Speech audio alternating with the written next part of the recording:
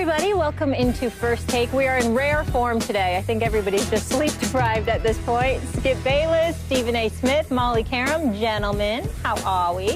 What's up? What's up? How y'all doing? Good.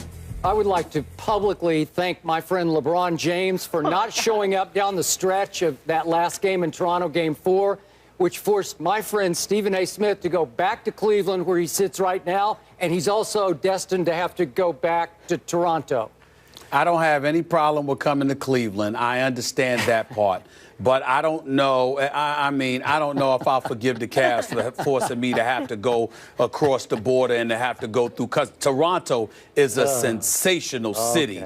But getting through customs and back, I don't know. I mean, I'm going to hold this against the Cavaliers for a long time. I really am. Stephen A. Smith, though, should have PSA pre-check through customs. You know, like where they just pass you through, right? They don't appear to do that in Canada. But give me some time. I will make sure to ingratiate myself with the citizens of Toronto, Canada.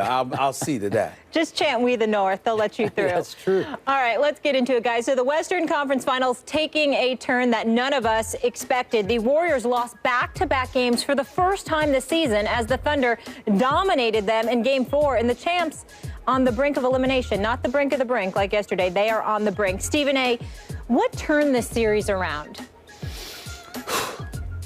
To be quite honest with you, Billy Donovan and Russell Westbrook.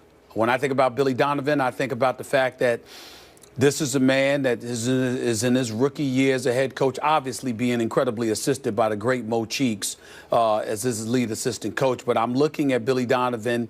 I'm looking at him making the adjustments to the Steven Adams and the Enes Kanter, whether it be against San Antonio and now Golden State. I'm thinking about how LaMarcus Aldridge for San Antonio was averaging 40 in the first 2 games and then basically disappeared from then on because Billy Donovan instructed boys to get a bit physical with them, and we found out that as skilled as LaMarcus Aldridge is, he can be a bit soft from time to time. I'm being nice this morning.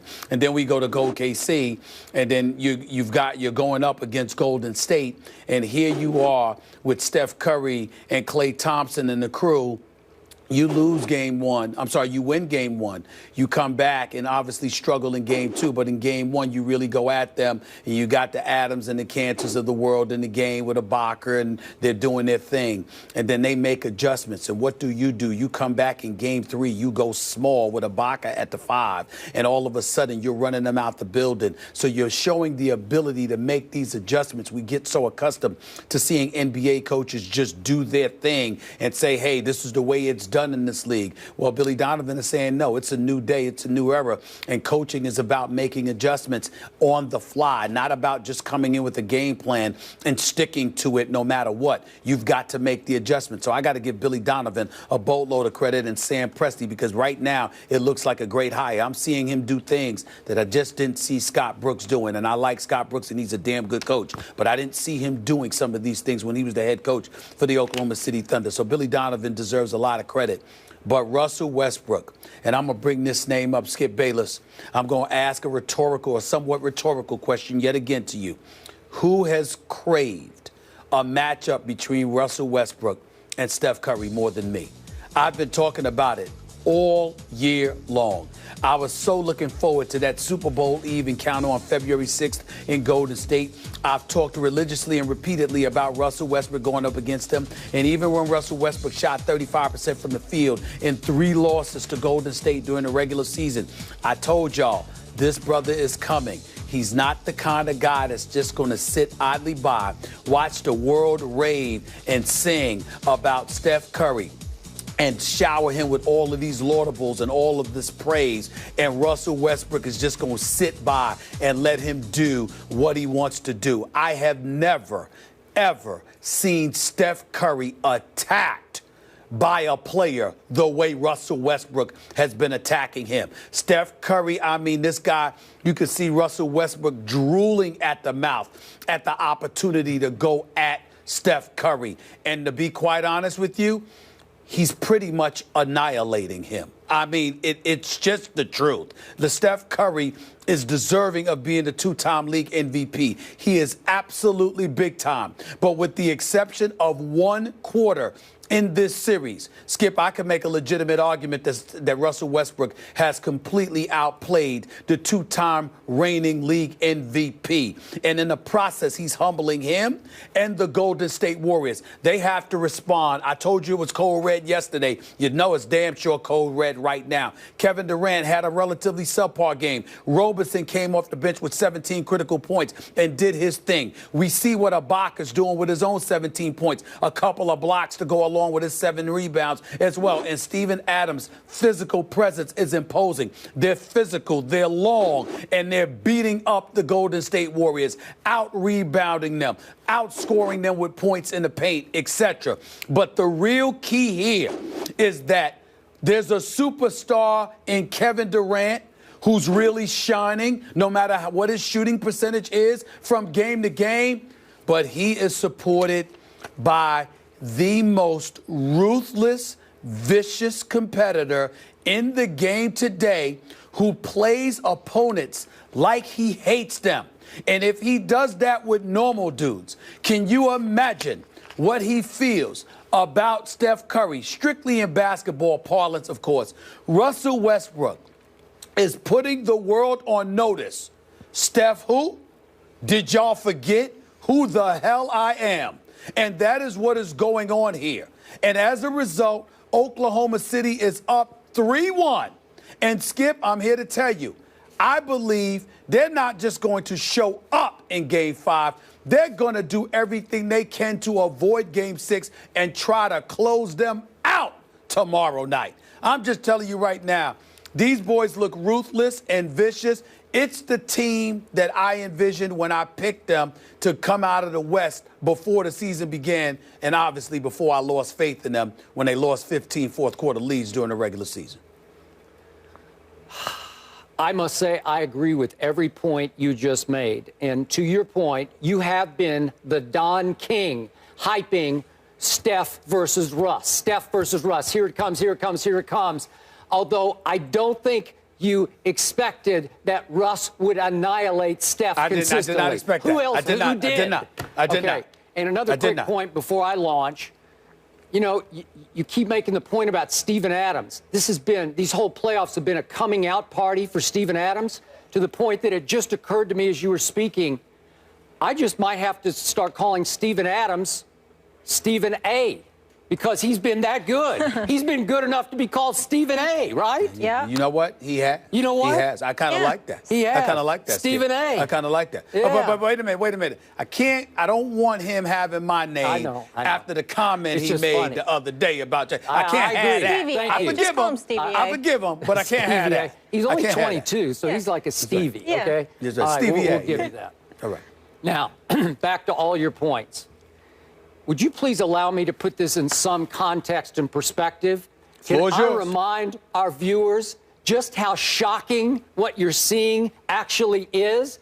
Can I remind everyone that Golden State, mostly because of Steph Curry, beat Oklahoma City all 3 times in the regular season because Steph just took over down the stretch of all 3 games? And may I remind everyone out there in viewerland that Golden State has been favored by the Las Vegas odds makers, the sharps, the smart guys in Vegas. They've been favored to win all 4 of these games.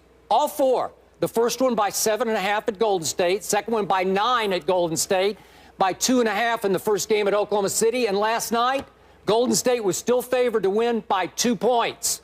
Think about that. This has been a nightly upset, quote unquote, except that the tables have now swung. They've turned so completely and so convincingly that all of a sudden Oklahoma City looks like, dare I say, a dominating to the point of unbeatable underdog. They've been an underdog in all 4 games, and they look like they can't be beaten. They have imposed their will completely on the defending champs who won a record 73 games. Let that sink in. They have completely imposed their will. Golden State has looked overmatched to the point of being overwhelmed. They have no answers for what has happened in Oklahoma City. And to me, the biggest picture takeaway here is that right before your very eyes, and certainly when I least expected it, the Oklahoma City Thunder grew up.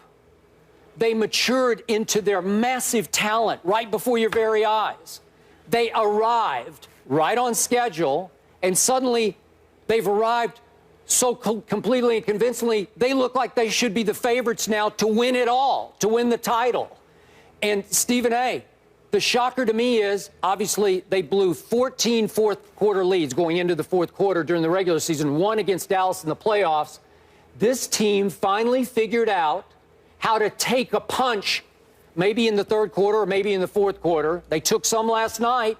They took one from Clay in the third quarter, and they punch back. They have figured out how to close the deal. And it starts with Kevin Durant, to me, because he has matured into the leader of this basketball team. I loved it at the end, how he gathered everybody around. He puts his arms around them. He can put his arms around like 9 guys at one time because they're so long. And he is now he's become the big brother figure of this team, where he's the older guy now. He's not the baby anymore. And he's acting like it. He is. And he's acting like it. He's Wow. always been a good guy. He's always been a good guy. Seriously. He's always been a good guy. But right now, it's like he's embraced. You see it during press conferences. You see it during the games. He's embraced the leadership role, no question. Okay, now, the other huge change to your point about Russell Westbrook happened at my expense. The turning point of this whole playoffs happened after Game 3, Spurs, my Spurs versus Thunder at Oklahoma City. Remember that Friday night? My Spurs went into that house of hysteria in Oklahoma City, my hometown, and my Spurs won the game 100-96, and they did it convincingly, mostly because Russell Westbrook shot himself in the foot. He took 31 shots and made only 10. Remember that night, Stephen A? Yeah. And remember right after the game? Russell Westbrook shocked me by stepping up and taking complete and full blame for what had just happened. And he all but vowed, won't happen again. I will get my teammates involved. Well, let me finish this. Just to that point, the most glaring stat right now in this series, these 4 games versus Golden State, Russell Westbrook has averaged 11.8 assists per game in these 4. Steph Curry, meanwhile, has averaged 4.5 assists. Well, 11 to 4.5. It's almost like 12 to 4.5. Wow. That's glaring. That's shocking. And he is getting everybody involved. Skip, the only reason I'm going to challenge that, I'm not going to hold that against Steph Curry, because Steph Curry has gotten the ball to other people and they've been missing shots. The length and the physicality of Oklahoma City has been too much. Harrison Barnes has been virtually non-existent. I mean, I know he hit 4 of his 6 shots yesterday, but key turnovers, lack of aggression. Andre Iguodala, the finals MVP, 8 points in 33 minutes. You need more from him, and suddenly he can't find it. He hit 2 or 4 threes, but there just seems to be something missing. But Skip, let me say this, man. We're talking about the players. I'm sorry. I mean, no disrespect. The coach of the year, I'm sorry, where is he? He's getting outcoached. Let's call it what it is. Because let me tell you something. Steve Kerr looks like he has no answers. 0. No answers. Where was the defense? 42 points in the second quarter? 42 points? I mean, this is after you got ran out of the gym in the second quarter in Game 3. And Oklahoma City comes back and does the same thing to you this time around. If it were not for Klay Thompson's explosion, which ain't about plays, because this dude just made shots, 19 straight points, they might have lost by 40 again, okay? Where's the adjustments? What's happening? What can you do? I mean, I'm looking at Steve Kerr on the bench. No answers. No answers whatsoever. All right, I got a question. Sure. Should he bench Steph Curry? Oh, absolutely not. Well, let's not act like we're on drugs. Come on now. But here's my point. Steph Curry hasn't been very good in any of these games. Wait a minute. I understand that, but the point is, Steph Curry has no business sticking Russell Westbrook. Let's call this what I'm just tired of it. I'm just tired of it right now. There are dudes that are offensive players. Steph Curry doesn't even need to be in the same vicinity as Russell Westbrook defensively. Stay the hell away from him. He can't guard Steph Curry. He can't guard Russell Westbrook. Not in a million years. Russell Westbrook, and there's no insult to Steph Curry, Russell Westbrook is unguardable. Yeah. He cannot be guarded by any human one-on-one. Okay. It is impossible. It is impossible. Now, I did see Clay took him a good bit last night. They would switch off. They would switch off, but what I'm saying to you is this. Steve Kerr was trying to hide Curry. He had him on Robinson. Then what did Billy Donovan do? Robinson got the ball. He had him on Dion Waiters. What did Donovan do? Dion Waiters would try to do something. Everybody that Steph Curry is on, they are attacking him. And Steve Kerr can't seem to figure out what to do about it. Now, I don't know if there's anything to do about it, but I know if you're the coach of the year, and I know if you're Mr. Coach of the Year, even though you only coach 39 games, and I know that if you the guy that took over for Mark Jackson and was gift-wrapped a championship caliber squad, I do expect more. I do expect more. Steve Kerr can coach. Nobody's up here disrespecting him. I like him a lot, and I think he's done a hell of a job. But in this particular series, I'm looking at Billy Donovan making a whole bunch of adjustments. I see none from Steve Kerr. Now, maybe he's tried it and it's not working, but I see let me be more accurate. I'm not saying he hasn't tried adjustments. I'm saying I see nothing that he has done that is working. This is bad. This is very, very bad. Not to overly defend Steve Kerr, but Steph Curry, the unanimous MVP and back-to-back MVP, was 0 for 5 last night on uncontested three-point shots. Sure. He's shooting 37% from three in this series, which is way, way below. He's close to, as you know, close to a 50% three-point shooter. So what's happened in this series is Steph Curry has no longer been magic. He's looked more like a 7th pick in the draft than he was. I did not mean to give the impression that it's Steve Kerr's fault and not Steph Curry's. Steph Curry is the 2-time reigning league MVP. Steph Curry is big time. He is the greatest shooter that I've ever seen. He is being straight humbled right now by the greatness of Russell Westbrook, who has put the world on notice. This brother can't hang with me. Yep. Now, I don't believe that's true, but I'm saying based on what we have seen in this series thus far, Steph Curry is being called out by the game of Russell Westbrook because Russell Westbrook is going at him and saying, I'm on another level. You need to ask somebody. All I'm saying about Steve Kerr, however, is that while it's not primarily his fault, I can't help but notice what he's not doing because I'm seeing what Billy Donovan is doing. Billy Donovan it's not just about leaning on Durant and Westbrook. Billy Donovan is coaching. Okay, here's the point, though. What lineup did all of our analytics experts rave about all year because it was invincible for Golden State? The death lineup, which has now been death to Golden State because Billy Donovan has said each time, okay, I'll go small, too. I'll play Ibaka at center, and they have crushed them with that lineup, small to small. But what I'm asking you to do, Skip, I'm not disagreeing with whatever you just said, with anything you just said. What I'm asking you to appreciate is the fact that Billy Donovan has had an answer for everything Steve Kerr has thrown at him. Steve Kerr hasn't had an answer for Billy Donovan. You didn't know they were longer. You didn't know they were more physical. You didn't know that they were going to try to impose their will upon you. You didn't know that Russell Westbrook was this ruthless assassin that was going to come at you with such relentlessness that it could potentially punk your whole squad. You did not know this. You did not know this? That there might not be any answer to what you're talking about. I understand. Maybe what you just said is too good. And I guess what I'm saying to you is, well, then what you're saying to me is it wasn't coaching. It was the players. I'll buy that. Touché. I'll give you that. That's where we're going. Yeah. Because again, if we can't give Steve Kerr some culpability, then what the hell did he get all the credit for? You got it. All right, hold that thought. History certainly on Golden State's side, but is the series over? We debate that next. Don't go anywhere. Just getting started.